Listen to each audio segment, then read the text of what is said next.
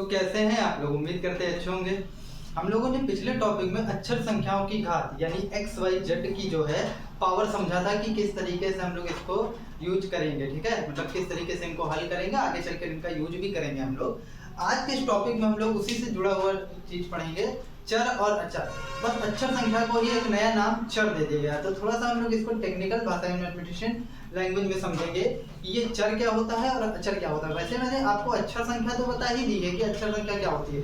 जो गुण अक्षर संख्या में लागू होगा वही चर में ही लागू होगा, क्योंकि अक्षर चर कुछ और नहीं, अक्षर संख्या ही है। लेकिन फिर भी एक टर्म यहाँ मोर डिफाइन करेंगे जिससे हम लोग चर और अक्षर की बात करेंगे। तो चलिए आज हम लोग शुरू करते हैं।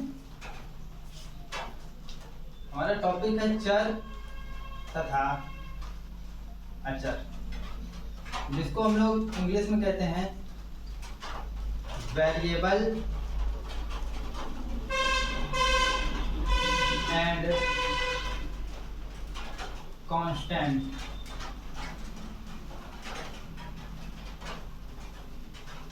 सबसे पहले समझिए, एक एग्जांपल के थ्रू हम आपको समझाना चाह रहे हैं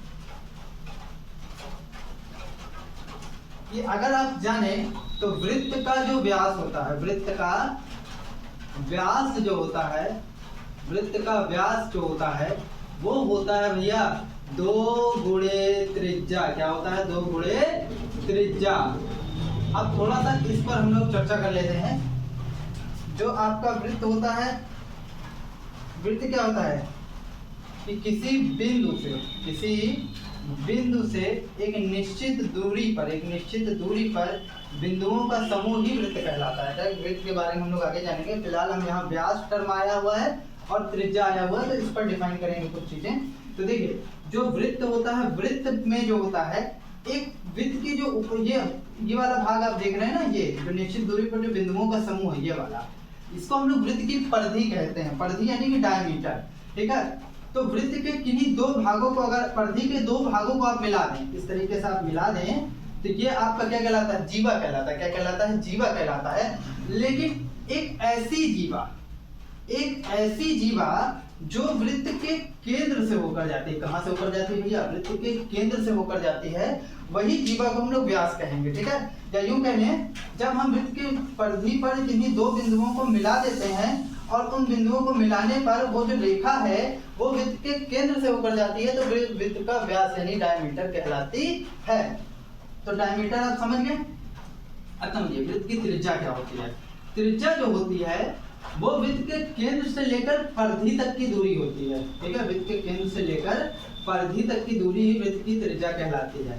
अब आप समझेंगे तो जानेंगे कि जब आप 2 त्रिज्या खींचेंगे इस तरीके से, तो वृत्त का जो व्यास होगा वो 2 त्रिज्याओं के योगफल के बराबर यानी 2 गुणे त्रिज्या के बराबर होगा, क्योंकि 2 त्रिज्या होगी ना, एक ये और एक ये।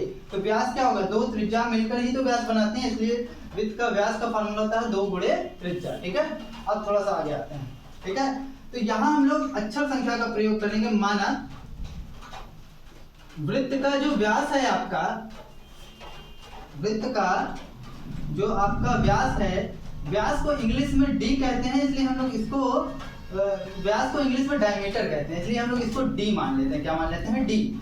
इसी तरह त्रिज्या को हम लोग मान लेते हैं, त्रिज्या को हम लोग आर मान लेते हैं, क्योंकि इसको इंग्लिश में रेडियस कहते हैं। तब आपका जो सूत्र बनेगा, तब जो आपका वृत्त का व्यास बराबर सूत्र बनेगा, वो सूत्र बनेगा d is equal to 2r, 2 into r, क्योंकि बीच में बड़े का चिन्ह है ना, तो आप इसको ऐसे लिख सकते हैं d is equal to 2r। ठीक है, ये आपका फॉर्मूला है, यानी यूं कह सकते हैं वृत्त के व्यास के लिए व्यापक रूप बना। तो अब जो है हम लोग थोड़ा सा कुछ चीज देखेंगे इसी में कि किस तरीके से हम वृत्त का व्यास निकालते हैं। तो चलिए, अगर हम देखें, सबसे पहले हम लोग लेते हैं यहाँ वृत्त की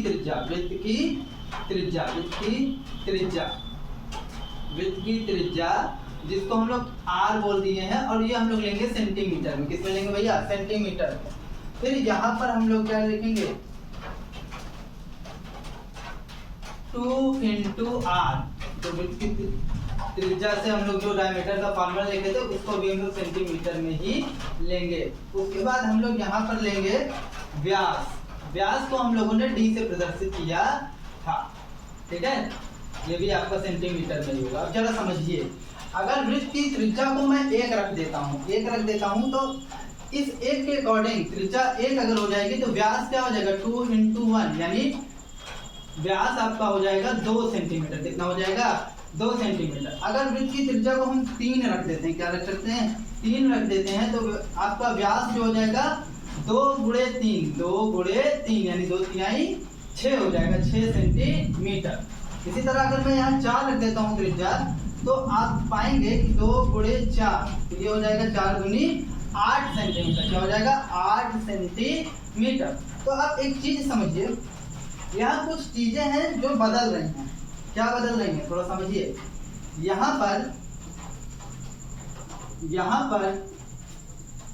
R और D का मान निश्चित नहीं है। निश्चित यानी कि फिक्स नहीं है। R और D का मान निश्चित नहीं है, परंतु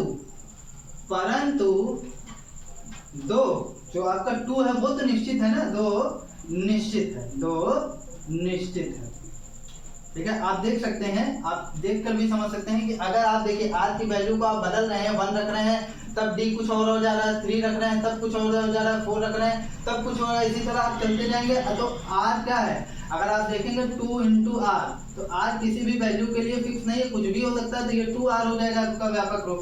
तो R और D का मान यहाँ निश्चित नहीं है, लेकिन आपके 2 का मान यहाँ पर निश्चित है, वो फिक्स है, ठीक है।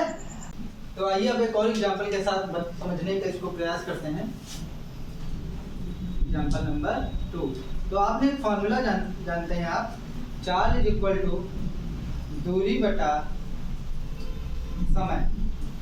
या यूँ कह लें, अगर यहाँ से हमको दूरी निकालनी है तो यहीं से हम लोग कह सकते हैं दूरी इज इक्वल टू चाल गुणे समय। तो अगर मैं यहाँ पर चाल को फिक्स कर दूं, क्या करूँ, चाल को फिक्स कर दूं, चाल मैं कर दूं 40 किलोमीटर प्रति घंटा, और मैं यहाँ मान लेता हूँ माना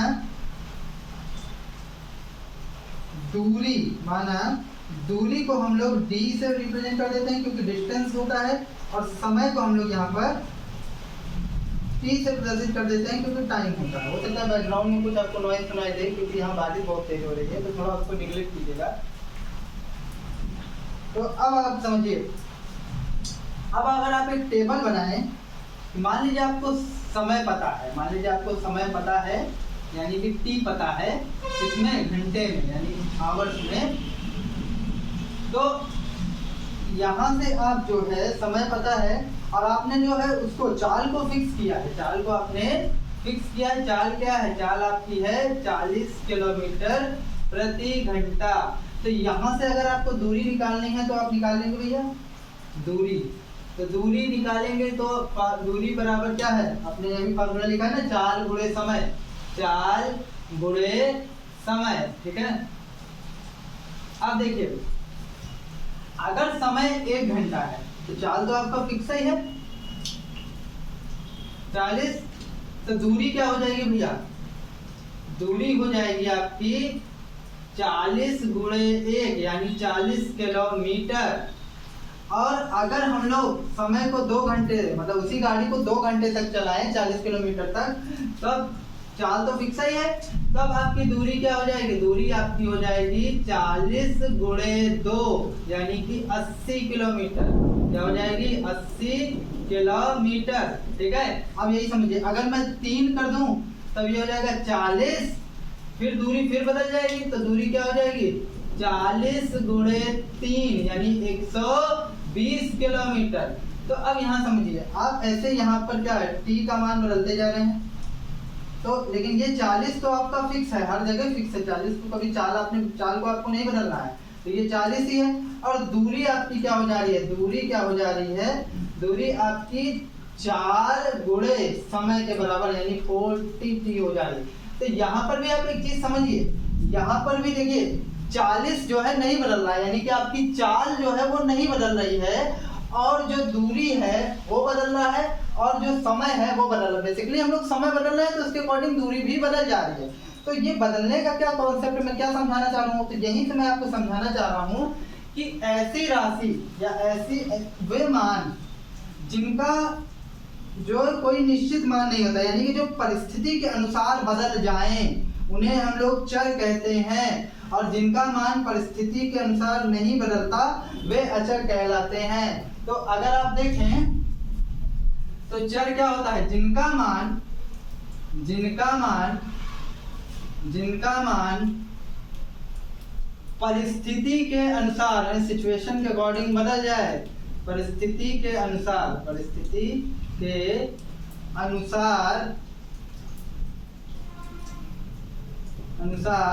बदल जाता है, वे चर कहलाते हैं। क्या कहलाते हैं, चर कहलाते हैं। और जिनका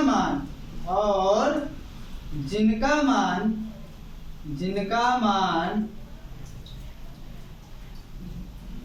परिस्थिति के अनुसार नहीं बदलता, परिस्थिति के अनुसार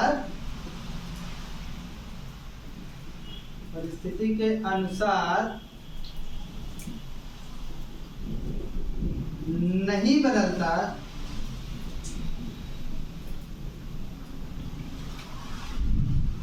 वे अचर कहलाते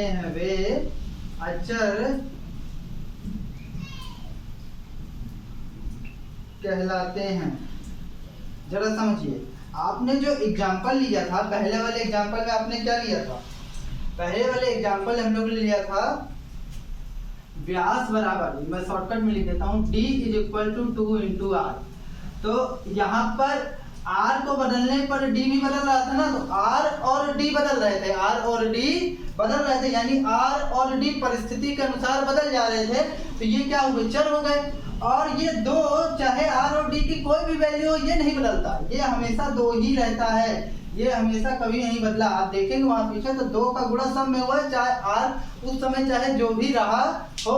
तो इस तरीके से r और d क्योंकि परिस्थिति के अनुसार बदल जा रहे हैं इसलिए वे चर, और 2 नहीं बदल रहा है इसलिए वो अचर। इसी तरीके से आप यहाँ पर देखें तो यहाँ पर t और आपका क्या दूरी यानी डिस्टेंस यानी कि d जो है परिस्थिति के अनुसार बदल जा रहा है। भाई t को बदल रहे हैं तो d भी बदल रहा है, लेकिन आपकी जो चाल है वो नहीं बदल रही है, तो वो हमेशा क्या है, अचर है, वो अचर है, कांस्टेंट है। और जो बदल रहा है हमेशा वो क्या है, वेरिएबल है, यानी कि चर है। तो इस तरीके से आपने चर और अचर के बारे में जाना। बेसिकली मैं इसको 2 कैटेगरी में डिफाइन करता हूँ। जो चर होता है यानी कि जो आपका वेरिएबल होता है, वेरिएबल जो होता है वो होती है आपकी गर्लफ्रेंड। क्या होती है, गर्लफ्रेंड, क्योंकि वो हमेशा परिस्थिति के अनुसार बदल जाती है। जैसे सिचुएशन रहेगा वो अपने आप को कभी नहीं फंसाएगी, हमेशा आप ही फंसाएगी। वो हमेशा परिस्थिति के अनुसार बदलती है। एक कहावत है, girl is always a girl. तो एक लड़की हमेशा लड़की होती है कि वो जब देखेगी कि उसका नुकसान हो रहा है किसी भी चीज में या वो फंसने वाली है तो हमेशा वो बदल जाएगी। तो आपकी जो गर्लफ्रेंड है वो हमेशा चर है क्योंकि वो बदलेगी। और जो कांस्टेंट होता है वो होता है अचर, यानी कि जो कभी ना बदले। जैसे माता पिता का प्रेम, आप चाहे जिस सिचुएशन में रहें वो कभी नहीं बदलेगा। तो आई होप आपको चर और अचर क्लियर हो गया होगा। अब हम लोग इससे रिलेटेड कुछ क्वेश्चंस करेंगे और जिससे ये हमारा एकदम से क्लियर हो जाएगा। अब इससे रिलेटेड कुछ क्वेश्चंस कर लेते हैं जिससे हमारा ये टॉपिक और भी क्लियर हो जाएगा। कौन सा टॉपिक भैया, चर और अचर। तो देखिए इसमें लिखा है निम्नलिखित कथनों में सत्य और असत्य बताइए। x अचर राशि है, भैया आप ही लोग बताइए क्या x अचर राशि है? नहीं। क्यों? क्योंकि x का मान जो है परिस्थिति के अनुसार बदल जाएगा। तो x का मान अगर परिस्थिति के अनुसार बदल जाएगा तो ये अचर कैसे हुआ? ये तो चर होना चाहिए ना, क्योंकि या तो आप पर निर्भर करता है कि x की वैल्यू आप 1 दे दें, 2 दे दें, 3 दे दें, ठीक है। तो ये हमेशा क्या है, आपकी चर राशि है। ये पहला कथन क्या है, असत्य है। क्यों असत्य है? क्योंकि ये कह रहे हैं कि ये अचर है जबकि ये चर है, ठीक है। इसी तरीके से सेकंड क्वेश्चन देखिए, क्या 5 अचर राशि है? बिल्कुल 5 अचर राशि है। क्यों अचर राशि है? क्योंकि आप पकड़ी पटक के मर जाएंगे, वो 5 ही रहेगा, वो कभी 6 नहीं बन जाएगा। 5 को आप 6 के बराबर कभी नहीं बता पाएंगे। तो ये क्या हो जाएगा, ये आपका कथन सत्य है क्योंकि 5 अचर राशि है। थर्ड नंबर क्वेश्चन देखते हैं। थर्ड नंबर कह रहा है क्या x + 5 अचर राशि है? अब आपसे मैं पूछ रहा हूँ क्या x + 5 अचर राशि है? जरा बात समझिए, कि जब आप इनकी बात अलग अलग करते हैं तो ये चर है और ये अचर है, लेकिन जब दोनों की बात साथ में की जाएगी तो दोनों साथ में मिलकर जब इस वाले चर की मान आप बदलेंगे, आप 1 देंगे तो वो 6 हो जाएगा, 2 देंगे तो वो 7 हो जाएगा, 3 देंगे तो वो 8 हो जाएगा, 4 देंगे तो वो 9 हो जाएगा। तो इस तरीके से दोनों मिलकर हर बार एक नया मान निकाल दे रहे हैं ना, तो दोनों मिलकर क्या हुआ, हर बार मान बदल जा रहा है, ठीक है, एक विशेष मान रखने पर। तो इस तरीके से दोनों अगर साथ में बात की जाए तो दोनों साथ में हर बार मान बदल देंगे, इसलिए दोनों साथ में क्या होंगे, चर होंगे। तो ये भी क्या है, चर राशि है, लेकिन ये अचर बोल रहे हैं, इसलिए ये कथन क्या है, असत्य है। क्या है, असत्य है, ठीक है, जिसे हम लोग फॉल्स भी कहते हैं। 4 नंबर क्वेश्चन देखते हैं, क्या x की पावर 5 अचर राशि है? अब आप बताइए, क्या x की पावर 5 अचर राशि है? ये अचर राशि नहीं है। क्यों? क्योंकि x का मान बदलता जाएगा तो पावर 5, जैसे 1 की पावर 5 कर देंगे तो कुछ मान अलग हो जाएगा, 2 की पावर 5 कर देंगे तो 32 हो जाएगा, इसी तरीके से आप करते जाएंगे तो मान बदलता जाएगा। क्या ये निश्चित मान है? कभी नहीं, ये निश्चित मान नहीं है। तो अगर ये निश्चित मान नहीं है तो क्या होगा, क्योंकि परिस्थिति के अनुसार बदल जा रहा है, तो ये आपका चर होना चाहिए, लेकिन ये अचर कह रहे हैं तो ये गलत कह रहे हैं, इसलिए ये क्या है, असत्य कथन है। क्या है, असत्य कथन। क्या है, असत्य कथन है, क्योंकि वो उसको अचर बता रहे हैं ना, जबकि वो चर है, ठीक है। नेक्स्ट देखिए, दूसरे का पहला, y is equal to 4x, तो इसमें आपको चर बताना है, तो इसमें चर क्या है, चर है आपका इसमें x और y, क्योंकि x और y का मान परिस्थिति के अनुसार बदलेगा। और अचर है आपका, क्या है अचर, अचर आपका 4 है। क्या है, 4 है। इसी तरीके से इसका सेकंड नंबर देखते हैं। सेकंड नंबर क्या है, x/3 plus y/4 is equal to 1। तो आपका चर क्या होगा, चर होगा आपका भैया x और y, क्योंकि परिस्थिति के अनुसार इसका मान बदलेगा, ये आपकी गर्लफ्रेंड है।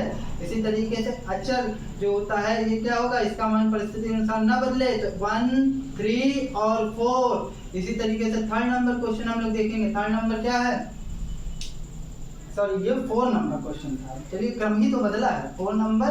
और फिर अब हम लोग सेकंड कर लेते हैं, y is equal to x plus 7।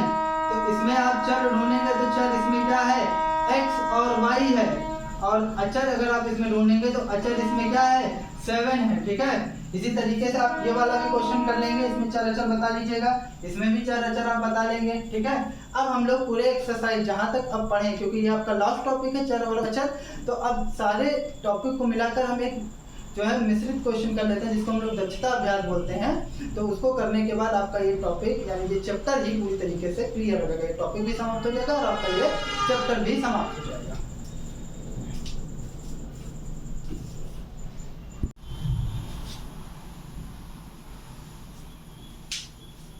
तो आइए पूरे टॉपिक को मिलाकर कुछ क्वेश्चन कर लेते हैं, उसके बाद ये चैप्टर हमारा समाप्त हो जाएगा।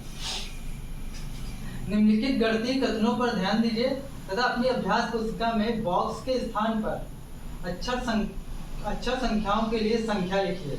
तो जैसे यहाँ देखिए 6 प्लस 4 यानी कि यहाँ 6 प्लस 4 6 धन 4 कितना x दिया है, तो आप जानते हैं 6 और 4 कितना होता है, 10 होता है। इसका मतलब ये अक्षर संख्या x किसको प्रेजेंट कर रहा है, किसको रिप्रेजेंट कर रहा है, 10 को। किसको प्रदर्शित कर रहा है, 10 को, ठीक है। अब देखिए 3 × 9 बराबर y दिया है, तो 3 × 9 यानी 3 9 कितना होता है, 3 9 27 होता है। तो ये अक्षर संख्या y किसको प्रदर्शित कर रहा है, 27 को, ठीक है।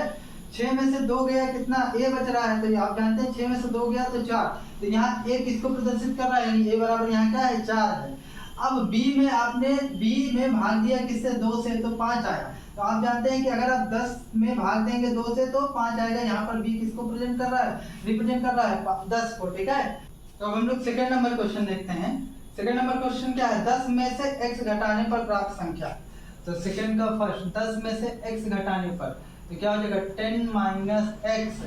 सेकंड नंबर देखिए 2x और 3y को जोड़ने पर प्राप्त संख्या। तो 2x प्लस 3y जोड़ने पर प्राप्त संख्या। तो 2x प्लस 3y जोड़ने पर क्या मिलेगा, 2x प्लस 3y मिलेगा। इसी तरीके से थर्ड नंबर क्वेश्चन क्या है, थर्ड नंबर क्वेश्चन y की 6 गुनी। तो y है, y का 6 गुना यानी इंटू 6, 6 गुना करने का मतलब गुणे 6 कर दीजिए, ठीक है। अब ये हो जाएगा 6y। अब आपका 4 नंबर क्वेश्चन देखिए। 4 नंबर क्या है, a में 3 का भाग देने पर प्राप्त संख्या। तो a में आप किससे भाग दे रहे हैं, 3 से भाग दे रहे हैं, तो a भागे 3 मिलेगा। आप इसको ऐसे भी लिख सकते हैं, a बटे 3। तो इस तरीके से आपका ये क्वेश्चन हो गया। तो आप कुछ और क्वेश्चन देखते हैं। तो आइए अब हम लोग कुछ लास्ट क्वेश्चन कर लेते हैं, इसके बाद आपका ये टॉपिक समाप्त हो जाएगा और ये पूरा चैप्टर समाप्त हो जाएगा, बीजगणित की अवधारणा, बेसिक कॉन्सेप्ट ऑफ अलजेब्रा। तो आइए देखते हैं, यदि a बराबर 5 तथा b बराबर 9 तो निम्नांकित का मान ज्ञात कीजिए। देखिए, चूंकि a बराबर 5 तथा b बराबर 5 तथा b बराबर 9 है, तो निम्नांकित का मान आपको ज्ञात करना। तो पहला नंबर क्या है, a प्लस 10, तो a की वैल्यू कितनी है, 5 है, तो 5 रख दीजिए। 5 प्लस 10 कितना हो जाएगा, 15 हो जाएगा भैया। सेकंड नंबर देखिए, सेकंड नंबर क्या है, b माइनस 3 यानी b की वैल्यू क्या है, 9 माइनस 3 यानी 6 हो जाएगा, क्योंकि b 9 है ना, तो 9 रख दीजिए। थर्ड नंबर क्वेश्चन देखिए, थर्ड नंबर क्वेश्चन कह रहा है a प्लस b माइनस 14, तो a कितना है आपका 5 है, b कितना है 9 है, माइनस 14 है। अब देखिए 9 और 5 कितना हो जाएगा, 14, क्योंकि पहले ऐड करेंगे ना, बोर्ड मास रूल पीछे पढ़ाए हैं, तो ये 14 हो जाएगा। 14 माइनस 14, तो 14 में से 14 गए कितना हो गया, 0 हो गया, ठीक है। अब इस तरीके से 4 नंबर क्वेश्चन देखिए, 4 नंबर क्वेश्चन क्या कह रहा है, a इंटू बी, तो a इंटू बी, a की वैल्यू क्या है 5 और b की वैल्यू क्या है 9, तो 5 45। तो इस तरीके से आपका ये थर्ड नंबर क्वेश्चन समाप्त हुआ। अब हम लोग 4 नंबर क्वेश्चन देखते हैं। 4 नंबर क्वेश्चन भी बहुत आसान है, यही कर लेते हैं। 4 नंबर क्वेश्चन क्या है, x इंटू x, नहीं इसको रफ कर देते हैं, कब करते हैं, नहीं तो फिर जगह छोटी पड़ जाती है।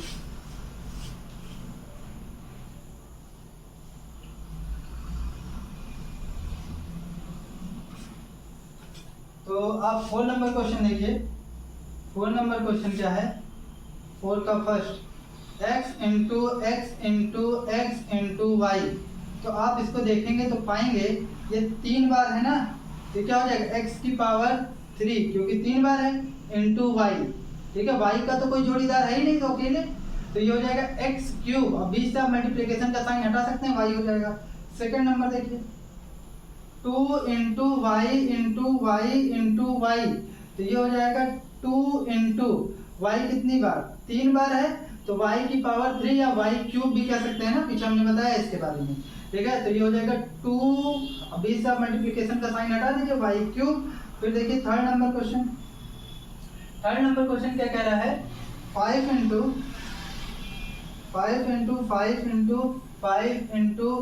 x इंटू y, तो ये हो जाएगा आपका 5 का cube into x into y, कितनी बार, 3 बार, तो y का क्यूब। तो अब आप यहाँ से चाहें तो मल्टीप्लिकेशन का साइन हटा सकते हैं, 5 क्यूब x और ये y क्यूब, ठीक है। अब नेक्स्ट देखते हैं 4 नंबर क्वेश्चन। 4 नंबर के फर्स्ट सेकंड थर्ड साइड, ये आपका 4 था, अब हम लोग थर्ड करेंगे, 4 फिर अब थर्ड, क्रम ही तो बदलेगा इधर उधर। तो थर्ड आपका क्वेश्चन क्या है, 2 इंटू y, तो ये हो जाएगा आपका 2 इंटू y, कितनी बार, 3 बार, तो y क्यूब हो जाएगा, यानी y का घन।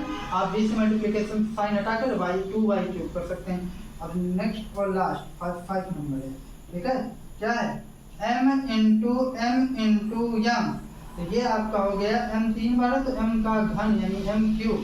अब एकदम लास्ट क्वेश्चन देखते हैं, ये यहीं पर देख लेते हैं हम लोग।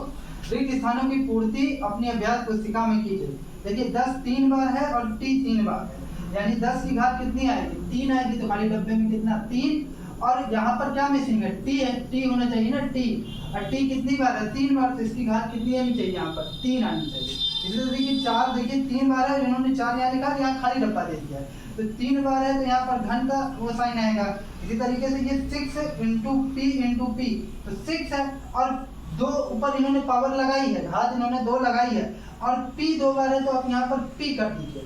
और q कितनी बार है, q इन्होंने पहले ही लिखा है, q कितनी बार है, 3 बार, तो आप यहाँ पर 3 लिख दीजिए। इसी तरह s इंटू s कितनी बार है, 3 बार, और 3 यहाँ इन्होंने पहले लिखा है, केवल s मिसिंग यानी बेस यानी आधार मिसिंग है, तो हम आधार s लिख देंगे। इसी तरीके से t इंटू टी, तो ये क्या हो जाएगा, t मिसिंग है, तो हम लोग यहाँ पर t कर देते हैं। मतलब कहीं पर आधार और बेस, मतलब क्या, बेस और आधार एक ही चीज है, कि कहीं बेस मिसिंग है तो आपको ढूंढना है, कहीं एक्सपोनेंट मिसिंग है तो आपको उसको ढूंढना है। तो आपको आधार और घात ढूंढना है, आप इसको आप आसानी से कर सकते हैं।